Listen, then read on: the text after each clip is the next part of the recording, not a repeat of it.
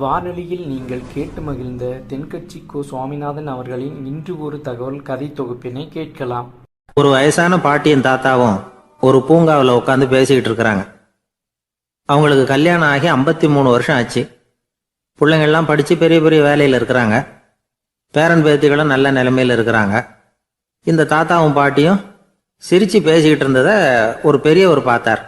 அவருக்கு ஆச்சரியமாக இருந்தது. இந்த வயசுலேயும் இவ்வளவு அந்யோன்யமா இவங்க பேசிக்கிட்டு இருக்கிறாங்களே அப்படின்னு நினைச்சார். சரி, நேரிலேயே கேட்டுருவோமே அப்படின்னு நினச்சிக்கிட்டு கிட்ட போனார். உங்கள் மன வாழ்க்கையின் வெற்றிக்கான ரகசியம் என்ன அப்படின்னு கேட்டார். இதை கேட்டதும் அந்த தாத்தா சிரிச்சுக்கிட்டே பாட்டியை பார்த்தாராம். அதுக்கப்புறம் சொன்னாராம், நான் இந்த அம்மாவை கல்யாணம் பண்ணிக்கிட்டதுக்கும் எங்களுடைய இல்வாழ்க்கை இவ்வளவு நாளாக பலம் குறையாமல் மகிழ்ச்சியாக இருக்கிறதுக்கும் காரணம் ஒன்று தான். அது என்ன காரணம்னா, எங்களுக்கு இடையில பொதுவாக நிறைய குறைகள் உண்டு, அதுதான் காரணம் அப்படின்னாராம். அவர் சொல்றது சரிதான் அப்படிங்கிறது மாதிரியே அந்த பாட்டியும் அவரை நிமிர்ந்து பார்த்தாங்களாம். இந்த பெரியவர் மறுபடியும் அந்த பாட்டியை பார்த்து அதே கேள்வியை கேட்டிருக்கார். உங்களுடைய நீண்டகால மன வாழ்க்கைக்கு கிடைச்ச வெற்றி எதனாலேன்னு சொல்ல முடியுமா அப்படின்னு கேட்டாராம். அவங்களும் சிரிச்சுக்கிட்டே பதில் சொன்னாங்களாம். என்ன பதில் தெரியுமா? சில பேரை நாம குறிப்பிட்ட பண்புகளுக்காக நேசிக்கிறோம், வேற சிலரை நாம் அந்த பண்புகள் இல்லாத குறைகளுக்காகவே விரும்பி பழகிறோம் இல்லையா அப்படின்னு கேட்டுவிட்டு தலையை குனிஞ்சுக்கிட்டாங்களாம் அந்த பாட்டியம்மா. அவங்க அப்படி சொன்னதை கேட்டதும் இவருக்கு புதுசா ஞானம் பிறந்தது மாதிரி இருந்துதான். இதுதான் மனம் நிறைந்த மன வாழ்க்கை அப்படிங்கிறார் சுவாமி சின்மயானந்தர். பண்புகளை எப்படி நேசிக்க முடியுதோ அதே மாதிரி பண்புகள் இல்லாத குறைகளையும் நேசிக்க முடியும். மனசுதான் காரணம். ஒரு மேல்நாட்டு தம்பதி, அவங்களும் தாத்தா பாட்டி தான். அவங்க 2 பேரும் ஒரு பூங்காவில் உட்காந்து சிரித்து பேசிக்கிட்டு இருக்கிறாங்க. அதை ஒருத்தர் பார்த்தார். அவருக்கு ஆச்சரியம், இவ்வளவு காலம் ஆகி இந்த வயசுலேயும் இப்படி அன்பா பேசிக்கிட்டு இருக்கிறாங்களே அப்படிங்கிற ஆச்சரியம். கிட்ட நெருங்கி போனார். கேட்டார், ஏன் தாத்தா உங்களுக்கு கல்யாணம் ஆகி எவ்வளோ வருஷம் ஆச்சுன்னார். 55 வருஷம் ஆச்சுன்னாராம் அவர். இன்னமும் இவ்வளவு சந்தோஷமா இருக்கிறீங்களே, அதுக்கு என்ன காரணம்னு கேட்டிருக்கார். அதுக்கு என்ன காரணம்னா, இதுவரைக்கும் எங்களுக்குள்ள சண்டையே வந்ததில்லை அப்படின்னாராம். அது எப்படி முடியும்னு கேட்டிருக்கார் இவர் ஆச்சரியமா. அந்த தாத்தா சொல்ல ஆரம்பிச்சாராம், இதை பாருப்பா, எங்களுக்கு கல்யாணம் ஆன புதுசில் நானும் என்னுடைய மனைவியும் ஒரு குதிரை மேலே ஏறி ஒரு காட்டு வழியாக போய்கிட்டு இருந்தோம். கொஞ்சம் தூரம் போனதும் அந்த குதிரை எடக்கு பண்ணிச்சு. நான் உடனே கீழே இறங்கி அந்த குதிரையை பார்த்து, இது உனக்கு முதல் தடவை அப்படின்னு மிரட்டலாக சொல்லிவிட்டு ஏறி உக்காந்தேன். மறுபடியும் போனோம். கொஞ்சம் தூரம் குதிரை நல்லபடியாக நடந்து போச்சு. மறுபடியும் எடக்கு பண்ண ஆரம்பிச்சுட்டுது. நான் கீழே இறங்கினேன். கையில் இருந்த சாட்டையால் ஓங்கி ஒரு அடி கொடுத்தேன். இது உனக்கு 2வது தடவை அப்படின்னு சொல்லிவிட்டு ஏறி உக்காந்தேன். மறுபடியும் குதிரை கொஞ்சம் தூரம் நல்ல விதமாக நடந்து போச்சு. அப்புறமும் எடக்கு பண்ண ஆரம்பிச்சுட்டுது. அந்த சமயத்தில் ஒரு ஆற்று பாலத்தை கடந்து போய்கிட்டு இருக்கிறோம். நான் கீழே இறங்கினேன். என்னுடைய மனைவியையும் கீழே இறங்க சொன்னேன். அந்த குதிரையை பிடிச்சி அப்படியே ஆற்றுல தள்ளி விட்டுட்டேன். தள்ளி விட்டுட்டு, இது உனக்கு கடைசி தடவை அப்படின்னு சொன்னேன். அதை பார்த்ததும் என் மனைவி பதறி போயிட்டாங்க. போய், ஐயோ பாவம், என்ன இப்படி பண்ணிவிட்டீங்க, உங்களுக்கு மனசில் கொஞ்சம் கூட இறக்கமே இல்லையா அப்படின்னாங்க. நான் மெதுவாக இவங்க பக்கம் திரும்பி, இது உனக்கு முதல் தடவை அப்படின்னேன். அவ்வளவுதான்.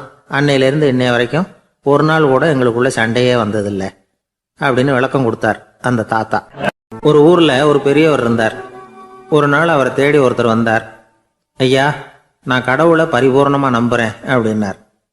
சரி, அந்த நம்பிக்கை உனக்கு எப்படி வந்ததுன்னு கேட்டார் இவர். அவர் சொல்ல ஆரம்பிச்சார், ஐயா, எனக்கு கல்யாணம் ஆகி 10 வருஷம் ஆச்சு. ஆனாலும் குழந்தை பாக்கியம் இல்லை.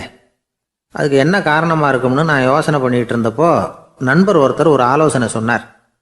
உனக்கு மதப்பற்று இல்லை, எந்த கடவுளையுமே நம்ப மாட்டேங்கிற, அதுதான் காரணம். கடவுளை நம்பு, உனக்கு குழந்தை பாக்கியம் கிடைக்கும் அப்படின்னார். அவர் அப்படி சொன்னாரே தவிர எனக்கு சந்தேகம்தான். இருந்தாலும் அவர் சொன்னபடியும் நடந்து தான் பார்ப்போமே அப்படின்னு முடிவு பண்ணேன். கடவுளை நம்ப ஆரம்பித்தேன். அந்த வருஷமே அழகான ஆண் குழந்தை பிறந்தது. எல்லாம் இறைவன் அருள் அப்படின்னார். இவர் இப்படி சொன்னதை கேட்டதும் அந்த பெரியவர் சொன்னார், நீ சொல்றதெல்லாம் சரிதான். இருந்தாலும் இந்த காலத்தில் எந்த ஒரு காரியமாக இருந்தாலும் அதை சோதனை செஞ்சு பார்த்துட்டு தான் ஒரு முடிவுக்கு வந்து சேர முடியும். அறிவுபூர்வமான முடிவு அதுவாக தான் இருக்கும். அறிவியல் சோதனைகள் அப்படித்தான். ஒரு குறிப்பிட்ட விஷயத்தை பற்றி எத்தனை தடவை சோதனை பண்ணாலும் ஒரே முடிவு தான் கிடைக்கணும். அதுதான் சரியா இருக்கும். அதனால இப்போ மறுபடியும் ஒரு சோதனைன்னார். என்ன செய்யணும் அப்படின்னு கேட்டார் இவர். கடவுள்கிட்ட ஒரு பெண் குழந்தை வேணும்னு கேளு. முதல்ல ஆண் குழந்தையை கொடுத்தது மாதிரியே இப்போ ஒரு பெண் குழந்தையையும் கொடுக்குறாரா பார்க்கலாம் அப்படின்னார். சரின்னு சொல்லி இவர் அதே மாதிரி முயற்சி பண்ணினார். அதுக்கப்புறம் அவர் இந்த பெரியவர்கிட்ட வரவே இல்லை. கொஞ்ச காலம் கழிச்சு இவரே அவரை தேடிக்கிட்டு போய் கதவை தட்டினார். அவர் கதவை திறந்தார். என்ன ஆச்சு, கடவுள் கண் திறந்தாரா அப்படின்னு கேட்டார். அவர், அந்த சமாச்சாரம்லாம் நமக்கு வேணாம் சார். முதல் தடவை அது ஏதோ தற்செயலா ஏற்பட்ட ஒரு சாதகம். இப்போ நீங்கள் 2வது தடவை சொன்ன பிறகு தினமும் கடவுளை வேண்டிக்கிட்டு தான் இருக்கிறேன், ஒன்றும் நடக்கலை அப்படின்னார் ரொம்ப விரக்தியா. ஒரே ஒரு தோல்வியில் உங்கள் நம்பிக்கையெல்லாம் பறந்து போயிடுது பார்த்தீங்களா அப்படின்னார் அந்த பெரியவர். எல்லாம் நல்ல விதமாக நடக்கிற வரைக்கும் நம்பிக்கை, எதிர்பார்த்தது தோல்வியில் முடிஞ்சுட்டுதுன்னா அவநம்பிக்கை. மற்றவர்கள் பேரில் வைக்கிற நம்பிக்கை எந்த நேரத்திலையும் விவகாரமாகி விடக்கூடிய சாத்தியம் உண்டு. நாம் நம்பிக்கை வைக்க வேண்டியது நம்ம கிட்ட தான். நமக்குள்ள இருக்கிறார் கடவுள். எனவே நம்ம பேரில் நாம் வைக்கிற நம்பிக்கை தான் உண்மையான கடவுள் பக்தி. நிபந்தனையற்ற நம்பிக்கையாக அது இருக்கணும். எல்லாம் நல்லபடியாக நடந்துகிட்டு இருந்தா எந்த முட்டாளுக்கும் நம்பிக்கை வரத்தான் செய்யும் அப்படிங்கிறது ஒரு பெரியவர் கருத்து. தியானத்தின் மூலமாக தான் உனக்குள்ள ஆழமாக தோண்டுனா உன்னுடைய அடி ஆழத்தில் நம்பிக்கை அப்படி ஊற்றெடுக்கும், அதை பார்க்க முடியும் அப்படிங்கிறது பெரியவர்கள் சிந்தனை. ஒரு குழந்தை அப்பாவை பார்த்து என்னப்பா பண்ணுறேன்னு கேட்டுதான்.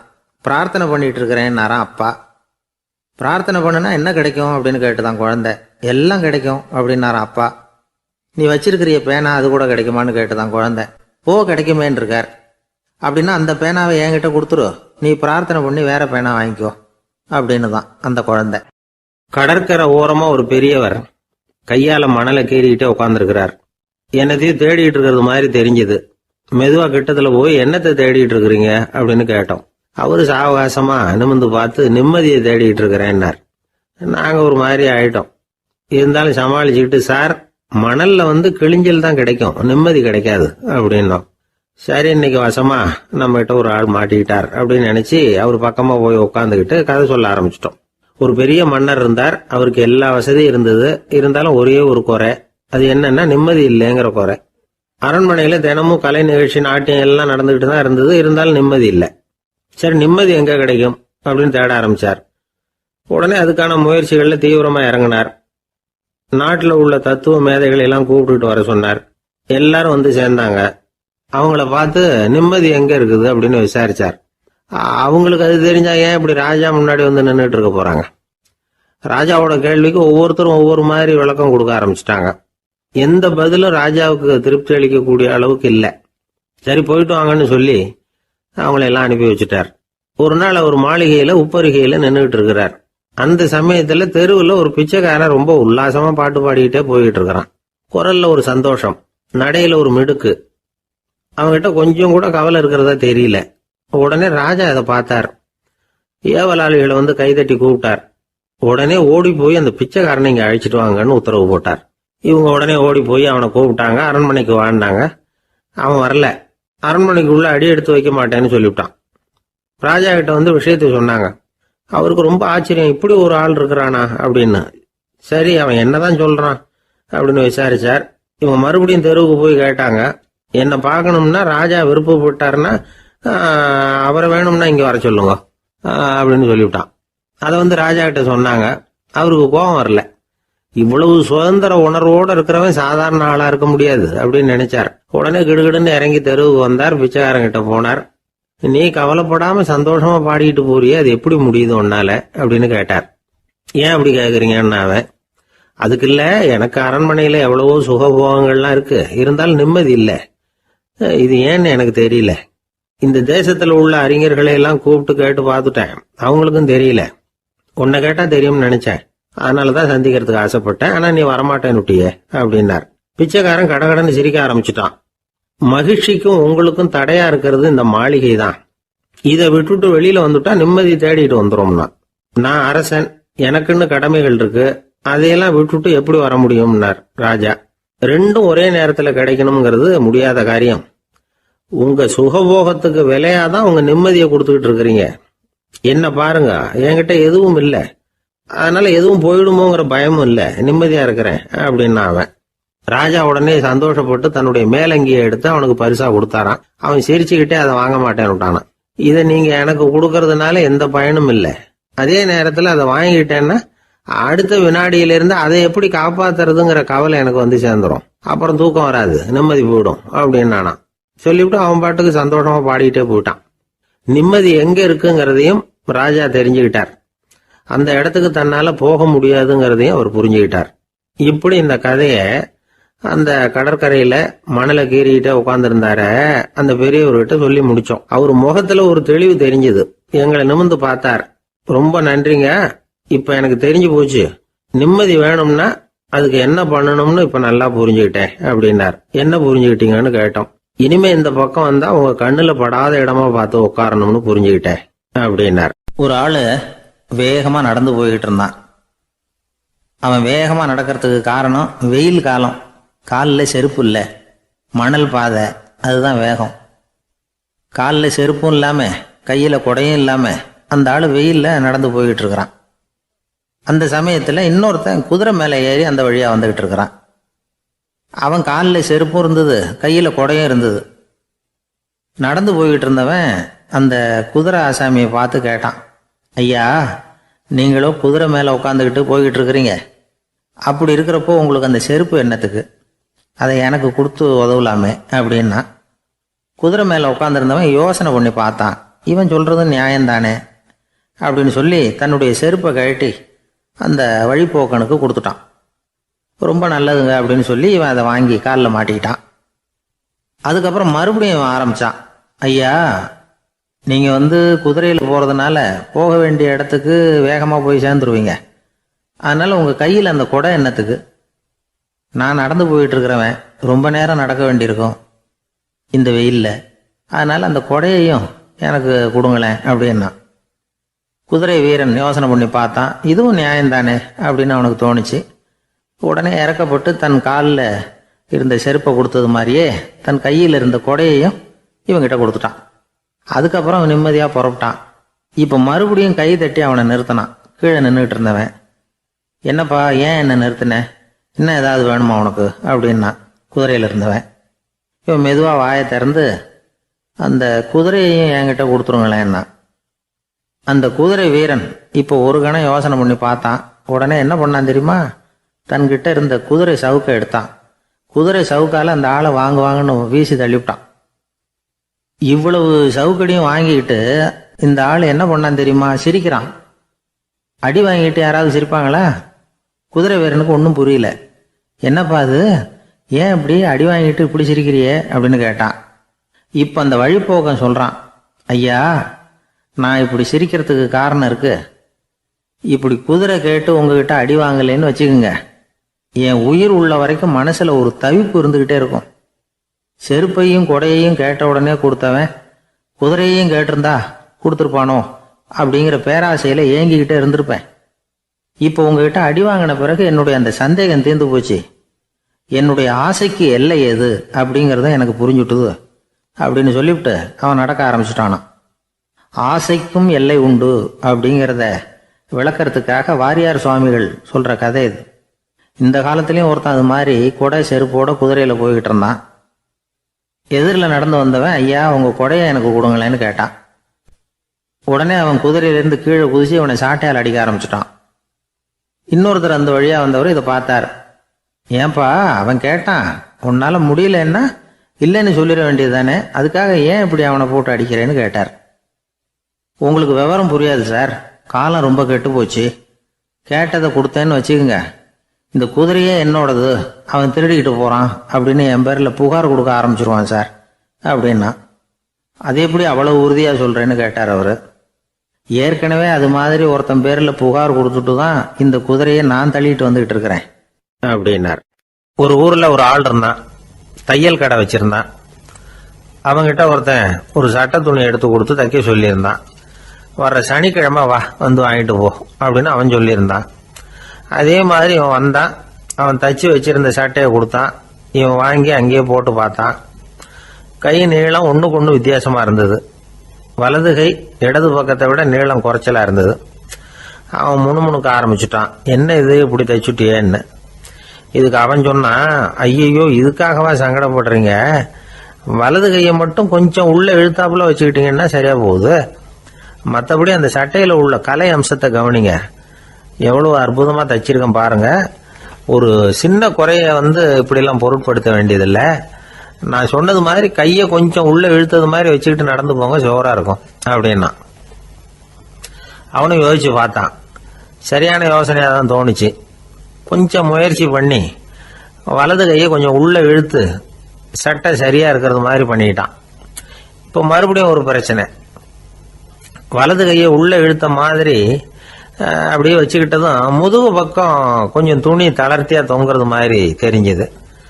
என்ன இது முதுகு பக்கம் துணி குவிஞ்சுட்டுதே தொங்குதே அப்படின்னா மறுபடியும், அடடா இதுக்காகவா கவலைப்படுறீங்க, உடம்ப அதுக்கு தகுந்த மாதிரி கொஞ்சம் வளைச்சிக்கிட்டா சரியா போடுது, இதுக்காக அந்த அழகான தையலை பிரிச்சு அதுல உள்ள கலை அம்சத்தை கெடுக்கிறதுக்கு என் மனசு இடம் தரல, எவ்வளவுக்கு தளர்த்தியா இருக்கோ அவ்வளவுக்கு கொஞ்சம் உடம்ப வளைச்சி அப்படி குனிஞ்சது மாதிரி போங்க போதும் அப்படின்னா. அதுவும் நல்ல யோசனையா தான் பட்டுது இவனுக்கு. சரின்னு சொல்லிவிட்டு புறப்பட்டான்.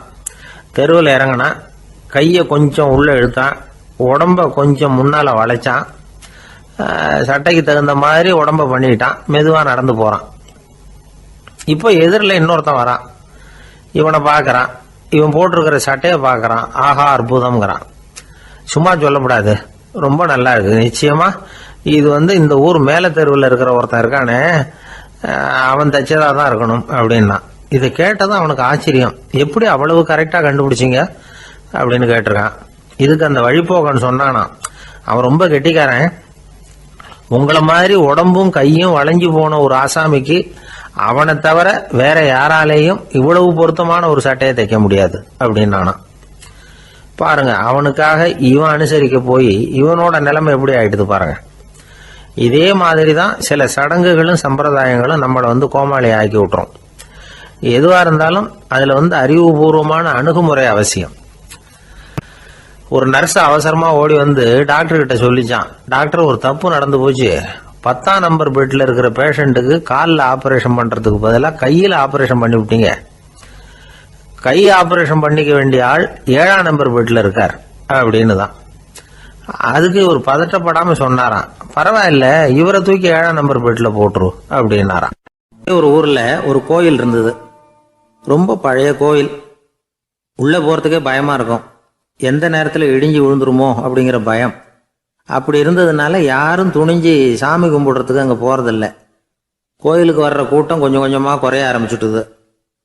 கோயில் நிர்வாகிகள் எல்லாரும் கூடி உட்காந்து பேசினாங்க, என்ன பண்ணலாம்னு யோசனை பண்ணாங்க. எந்த இடம் மோசமா இருக்கோ அந்த இடத்த பழுது பார்த்தாங்க, அங்கே வர்ணத்தை பூசி கொஞ்சம் அழகுபடுத்தி பார்த்தாங்க. ஏதோ இந்த ஊர்ல கோயில்னு ஒன்று இருக்கு, அது மக்களுக்கு தெரியணும் அப்படிங்கிறதுக்காகத்தான் இப்படிலாம் பண்ணாங்க. இருந்தாலும் கோவில் இருக்கிற நிலைமை மக்களுக்கு தெரியும், அதனால அங்கே வர்றது குறைச்சிக்கிட்டாங்க அவங்க. ஒரு கட்டத்தில் யாருமே வர்றதில்லை, நிலைமை அந்த அளவுக்கு ஆயிட்டுது. மறுபடியும் கோவில் நிர்வாகிகள் கூட்டம் நடந்தது. இந்த கூட்டம் கூட கோயிலுக்கு உள்ள நடக்கல, இடிஞ்சு விழுந்துருமோங்கிற பயம், அதனால வெளியில தான் உட்காந்து கூட்டத்தை நடத்தினாங்க. ஏன்னா உள்ள போறதுக்கு அவங்களுக்கும் துணிச்சல் கிடையாது, எந்த நேரமும் விழுந்துரும் போல இருந்தது அது. அது வழியா போறவங்க கூட வேகமா அந்த இடத்த கடந்து போக ஆரம்பிச்சிட்டாங்க. கோவில் நிர்வாகிகள் வெளியில உட்காந்து கூட்டம் போட்டாங்க இல்லையா, அந்த கூட்டத்துல 4 தீர்மானங்களை நிறைவேற்றினாங்க. அது என்ன 4 தீர்மானம்னா, முதல் தீர்மானம், இந்த கோவிலை இடிப்பது அப்படிங்கிற முடிவை இந்த கமிட்டி மிகவும் வருத்தத்துடன் ஏற்றுக்கொள்ளுகிறது அப்படின்னு நிறைவேற்றினாங்க. இதுக்கு பதிலா இன்னொரு கோவிலை உடனடியாக கட்டி முடிச்சுடணுங்கிறது 2வது தீர்மானம். 3வது தீர்மானம் என்ன தெரியுமா, பழைய கோவிலின் கதவுகள், அதிலிருந்து பிரித்து எடுக்கிற செங்கல், இதையே புது கோவில் கட்டுவதற்கு பயன்படுத்தி கொள்ள வேண்டியது. பழைய கோவில் இருந்த மாதிரியே அதே வடிவத்தில் புது கோவிலையும் கட்ட வேண்டியது. பழைய கோவிலின் அஸ்திவாரத்தை அப்படியே வச்சுக்கிட்டு அதுக்கு மேலே நாம் கோயிலை கட்டிக்க வேண்டியது. இதுதான் 3வது தீர்மானம். இதையும் கமிட்டி முழு மனசோட ஏற்றுக்கிட்டது. இது வரைக்கும் சரி. இப்போ அந்த கமிட்டி 4வதா ஒரு முக்கியமான தீர்மானத்தை கொண்டுகிட்டு அதையும் ஏகமனதாக நிறைவேற்றி விட்டது. அது என்ன தீர்மானம்னா, புதிய கோவில் கட்டி முடிக்கிற வரைக்கும் பழைய கோவிலை இடிக்கிறதில்லை அப்படிங்கிற தீர்மானம். எப்படி இருக்குது பாருங்க இது. பழசை இடிக்காத வரையில அதே இடத்துல புதுசா எப்படி கட்ட முடியும்? பல விஷயங்கள்ல நாம நடந்துக்கிற முறையும் இப்படிதான் இருக்குதான். வாழ்க்கையில முன்னேறணும்னு ஆசைப்படுவோம்.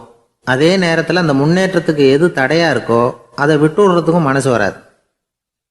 வெளிநாட்டுல ஒரு பெரிய விருந்து நடந்துகிட்டு இருந்துதான். எல்லாரும் மது கோப்பையும் கையுமா அலைஞ்சுக்கிட்டு இருக்கிறாங்க. ஒருத்தர் மட்டும் கையில எதுவும் இல்லாம ரொம்ப நல்ல பிள்ளையா சாதுவா ஒரு ஓரமா தனியா உட்காந்துருக்கிறார். அவர்கிட்ட நெருங்கி வாங்க மது சாப்பிடலாம் அப்படின்னு கூப்பிட்டாங்களாம். என்னை வற்புறுத்தாதீங்க, நான் என் மனசுக்குள்ள உறுதியா தீர்மானம் பண்ணிவிட்டேன் அப்படின்னாராம். என்ன தீர்மானம் பண்ணியிருக்கீங்க அப்படின்னு கேட்டிருக்காங்க. ஏற்கனவே முழு போதையில் இருக்கும் பொழுது மறுபடியும் மது கோப்பையை தொடரதில்லை அப்படின்னு தீர்மானம் பண்ணியிருக்கேன் அப்படின்னாராம். ஒரு சன்னியாசி அவரு ஒரு நாள் ஒரு கனவு கண்டாராம். அந்த கனவுல அவர் சொர்க்கத்துக்கு போறார். அங்க ஒரு பெரிய திருவிழா நடந்துகிட்டு இருக்குது. எங்க பார்த்தாலும் அலங்கார வளைவுகள், வண்ணமயமான விளக்குகள், பாதைகள் பூரா மலர்கள், எல்லா கட்டடங்களும் ஒளிமயம். அவ்வளவு கோலாகலமா பிரம்மாண்டமா அந்த திருவிழா நடந்துகிட்டு இருக்குது. அது என்ன திருவிழாங்கிறது இந்த சன்னியாசிக்கு புரியல. அங்க எதிரில் வந்துகிட்டு இருந்த ஒருத்தரை நிறுத்தி என்ன விசேஷம் இங்க அப்படின்னு விசாரிச்சாராம். உனக்கு தெரியாத விஷயம், இன்னைக்கு இறைவனுக்கு பிறந்த நாள், அதை தான் எல்லாரும் சேர்ந்து கொண்டாடுறோம். இதுக்காக பிரம்மாண்டமான ஊர்வலம் ஒன்று வரப்போகுது. இறைவனே அந்த ஊர்வலத்தில் கலந்துக்கிறார் அப்படின்னார் அவர். உடனே அந்த சன்னியாசி ஒரு மரத்து நிழல்ல ஒதுங்கி நின்றுக்கிட்டார். ஊர்வலம் வந்துகிட்டு இருக்குது. முதல்ல ஒரு குதிரை வந்துகிட்டு இருக்கு. அது மேலே ஒருத்தர் உட்காந்துருக்கிறார். அவருக்கு பின்னாடி நிறைய பேர் கூட்டமாக வந்துகிட்டு இருக்கிறாங்க. இவ்வளவு கூட்டம் இவர் பின்னாடி வருதே, யார் இவர் அப்படின்னு கேட்டார். ஒரு மதத்தின் பெயரை சொல்லி இவர் அந்த மதத்தின் தலைவர், அவரை பின்பற்றுகிற மக்கள் கூட்டம் பின்னாடி வந்துகிட்டு இருக்குது அப்படின்னு விவரம் சொல்லியிருக்கிறாங்க. இவங்களுக்கு அடுத்தபடியா இன்னொரு குதிரையில் ஒருத்தர் வந்துகிட்டு இருக்கிறார். அவருக்கு பின்னாடி ஏகப்பட்ட கூட்டம். இவர் யாருங்க அப்படின்னு கேட்டிருக்காரு சன்னியாசி. அங்கே இருக்கிறவங்க விவரம் சொல்லியிருக்கிறாங்க. இன்னொரு மதத்தின் பெயரை சொல்லி இவர் அந்த மதத்தினுடைய தலைவர், அவர் வழியை பின்பற்றுகிறவர்கள் அவர் பின்னாடி கூட்டமாக வந்துகிட்டு இருக்கிறாங்க அப்படின்ட்டு இருக்காங்க. இப்படி ஒவ்வொருத்தராக குதிரை மேலே வந்துக்கிட்டே இருக்கிறாங்க. அவங்கள பின்பற்றியும் ஒவ்வொரு கூட்டம் வந்துக்கிட்டே இருக்குது.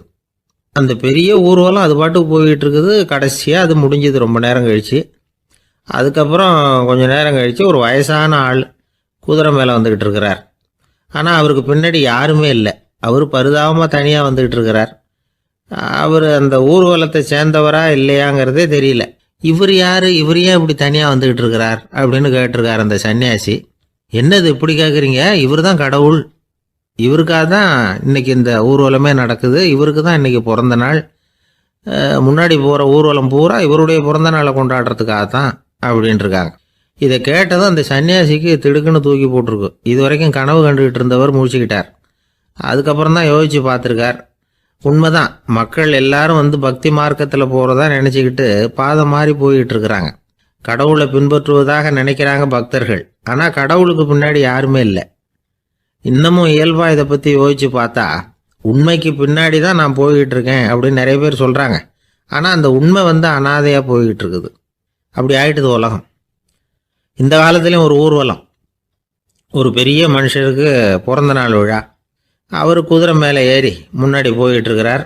அவருக்கு பின்னாடி ஒரு 100 பேர் தொண்டர்கள் அவங்க பாட்டுக்கு போகிறாங்க. எல்லாம் பணம் கொடுத்து ஏற்பாடு பண்ணவங்க. எல்லாம் பணம் வாங்கிட்டு பின்னாடி போயிட்டு இருக்கிறாங்க. கொஞ்சம் தூரம் நடந்ததும் கால் வலிக்க ஆரம்பிச்சுட்டுது. ஒவ்வொருத்தராக அப்படியே ஒதுங்க ஆரம்பிச்சுட்டாங்க. அதான் முன்னாடியே பணம் கிடைச்சிட்டுதே, இனிமேல் ஒதுங்கினா என்னன்னு ஒதுங்கிட்டாங்க. ஒரு கட்டத்தில் குதிரையில் போகிறவர் தற்செயலாக திரும்பி பார்க்குறாரு. பின்னாடி யாருமே இல்லை. எல்லாரும் ஓடி போயிட்டாங்க. ஒரே ஒரு ஆள் மட்டும் ரொம்ப விசுவாசமாக பின்னாடி நடந்து வந்துக்கிட்டு இருந்தான். ஏன்ப்பா நீ மட்டும் வந்துக்கிட்டு இருக்கிறியா, நீ வீட்டுக்கு போகலையான்னு கேட்டிருக்காரு அவர். நீங்கள் அந்த குதிரையையும் அதுக்குள்ள வாடகை பணத்தையும் கொடுத்துட்டீங்கன்னா நானும் போயிடுவேன் அப்படின்னு நானும். இந்த ஆள். ஒரு ஊரில் ஒரு குரு இருந்தார், ஜென் குரு. அவரை தேடிட்டு ஒரு மன்னர் வந்தார். வந்தவர் ஜப்பான் மன்னர். தோட்டக்கலையை பற்றி தெரிஞ்சுட்டு போகிறதுக்காக அவர் வந்தார். எப்படி தோட்டம் அமைக்கிறது அப்படிங்கிறத பற்றி அந்த குரு விவரமாக சொல்லி கொடுத்தாரு. 1 நாள் 2 நாள் இல்லை, 3 வருஷம் கற்றுக் கொடுத்தார். அதுக்கப்புறம் சொன்னார், நான் கற்றுக் கொடுத்துட்டேன், இனிமேல் நீங்கள் போகலாம், போய் தோட்டம் அமைக்கலாம். அதுதான் உங்களுக்கு பரிசை. தோட்டம் அமைச்ச பிறகு சொல்லி அனுப்புங்க, நான் வந்து பார்க்குறேன். நீங்கள் இங்கே என்னவெல்லாம் கற்றுக்கிட்டீங்களோ அதையெல்லாம் அங்கே செயல்முறையில் செஞ்சு காட்டுங்க அப்படின்னு சொல்லி அனுப்பி வச்சார். மன்னர் போனார். அரண்மனைக்கு பக்கத்திலேயே ஒரு பெரிய தோட்டத்தை உண்டு பண்ணினார். அழகான மரங்களையும் செடிகளையும் உருவாக்கினார். கிட்டத்தட்ட 1000 தோட்டக்காரர்களை பயன்படுத்தி 3 வருஷங்கள் முயற்சி பண்ணி அந்த அழகான தோட்டத்தை உருவாக்கினார். குருகிட்ட இருந்து செய்தி வந்தது, நாளைக்கு வந்து தோட்டத்தை பார்க்குறேன் அப்படின்னு. மன்னர் உடனே சுறுசுறுப்பாயிட்டார். முதல் நாளே தோட்டத்தை சுத்தப்படுத்தினார். ராத்திரி பூரா யாரும் தூங்கலை. எல்லாருக்கும் தோட்டத்தை ஒழுங்குபடுத்துகிற வேலை. அது அந்தந்த இடத்துல ஒழுங்காக இருக்குதா அப்படின்னு சரி பார்த்தாங்க. ஒரு தவறும் இல்லாத வகையில் அதை ஒழுங்குபடுத்தினாங்க. மறுநாள் குரு வந்தார், தோட்டத்தை பார்த்தார். அவருக்கு கோபம் வந்துட்டுது. மன்னருக்கு ஆச்சரியம், எப்பவும் சிரிச்சுக்கிட்டே இருக்கிறவர் இப்போ எப்படி இருக்கிறாரே அப்படின்னு. மெதுவாக குருக்கிட்ட போய் எல்லாம் சரியாக தானே இருக்குது அப்படின்னார். எல்லாம் சரிதான், ஆனாலும் எங்கே அந்த பொன்னிற காற்று அப்படின்னார். உதிர்ந்த இலைகள், பொன் மஞ்சள் நிற இலைகள் காற்றில் அப்படி புரண்டு ஓடுவதை நான் பார்க்க முடியவில்லையே அப்படின்னாராம். அது இல்லாமல் இந்த தோட்டம் உயிரோட்டம் உள்ளதாக இருக்காது. இதில் பாடல் இல்லை, ஆடல் இல்லை, அதெல்லாம் இல்லாமல் இந்த தோட்டம் ரொம்பவும் செயற்கையாக தெரியுதுன்னாராம். மன்னர் இப்போ தான் யோசனை பண்ணார். கீழே கிடந்த காஞ்சி போன இலைகள் மட்டும் இல்லை, மரத்தில் இருந்த காஞ்சி போன இலைகளையும் அப்புறப்படுத்தி சுத்தமாக வச்சிருக்கிறார். இறப்பும் வாழ்க்கையினுடைய ஒரு பகுதி தான். மரணம்ங்கிறது வாழ்க்கைக்கு எதிரானது அல்ல, அதை நிரப்பும் ஒரு பகுதி தான் அது. மரணம் இல்லையில் வாழ்க்கையே இல்லை அப்படிங்கிறது பெரியவங்க கருத்து. இப்போ அந்த தோட்டம் அழகாக தான் இருக்குது, இருந்தாலும் அது ஒரு ஓவியம் மாதிரி உயிர் இல்லாமல் இருக்கு. குரு ஒரு வாளியை கையில் எடுத்துக்கிட்டார். தோட்டத்தை விட்டு வெளியில் போனார். ஏற்கனவே வீசி எறிந்த அந்த சருகுகளை எல்லாம் அள்ளி கொண்டுகிட்டு வந்தார். உள்ள எல்லா இடங்கள்லையும் அதை வீசினார். உடனே காற்று அந்த காய்ந்த சருகுகளையும் பழுத்த இலைகளையும் அசைக்க ஆரம்பிச்சுட்டுது. இப்போ அங்கே சலசல சத்தம், சங்கீதம், இலைகளின் நடனம். ஓவியம் மாதிரி இருந்த அந்த தோட்டத்துக்கு இப்போ உயிர் வந்துட்டுது. இதுதான் அந்த பொன்னான காற்று அப்படின்னாராம் குரு. மன்னருக்கு புரிஞ்சுது. மிகப்பெரிய ஜென் கேள்வி ஒன்று உண்டு. உம்மான் அப்படிங்கிற ஒரு பெரிய குருவை பார்த்து துறவி ஒருத்தர் கேட்டாராம், இலைகள் எல்லாம் கீழே விழுந்து மரங்கள் மொட்டையாக இருக்கும் பொழுது என்ன நடக்கும்? இதுதான் கேள்வி. இதுக்கு உம்மான் சொன்ன பதில் பொன்னான காற்று, தி கோல்டன் விண்ட் அப்படின்னாராம். இதுக்கு என்ன விளக்கம்னா, உன்னுடைய எண்ணங்கள் எல்லாம் உன்னுடைய மனசிலிருந்து கீழே விழுந்து உனது உள்ளுணர்வானது மொட்டையாக நிற்கும் நிலைதான் அது. உனது வேர்களின் அருகில் காற்று வீசுகிறது. எல்லா எண்ணங்களும் உன்னிலிருந்து வெகு தூரத்துக்கு புரண்டு கொண்டே சென்று விடுகிறது. நீ அவற்றை கடந்து விட்டால் நீ அவைகளுக்கெல்லாம் மேலெழுந்து கீழே பார்ப்பவனைப் போல நிற்க ஆரம்பித்து விடுவாய். அதுதான் தியானம் என்பது அப்படின்னு சொல்றாங்க. தியானம்ங்கிறது எண்ணத்துக்கு எதிரானதில்லை. தியானம்ங்கிறது எண்ணங்களை கடந்து செல்வது தான். அதுக்கப்புறம் நாம் பொன்னிற காற்றில் ஆட ஆரம்பிச்சிருவோம். இதுதான் பெரியவர்கள் சொல்றது. என்கிட்ட ஒருத்தர் தோட்டம் அமைக்கணும்னு யோசனை கேட்டு வந்தார். எல்லாம் சொல்லி கொடுத்தேன். செடிகள்லாம் செழிப்பாக வளரணும்னா வேர் காயாமல் பார்த்துக்குங்க, தினமும் தண்ணி விடுங்க அப்படின்னு சொல்லி அனுப்பி வச்சேன். 1 மாதம் கழிச்சு அவர் தோட்டத்தை பார்க்கறதுக்காக போனேன். போய் பார்த்தா எல்லா செடியும் வாடி கிடக்குது. என்னங்க இப்படி பண்ணிவிட்டீங்கன்னு. நீங்கள் சொன்னபடி தான் செஞ்சேன்னார். என்ன செஞ்சீங்கன்னு கேட்டேன்.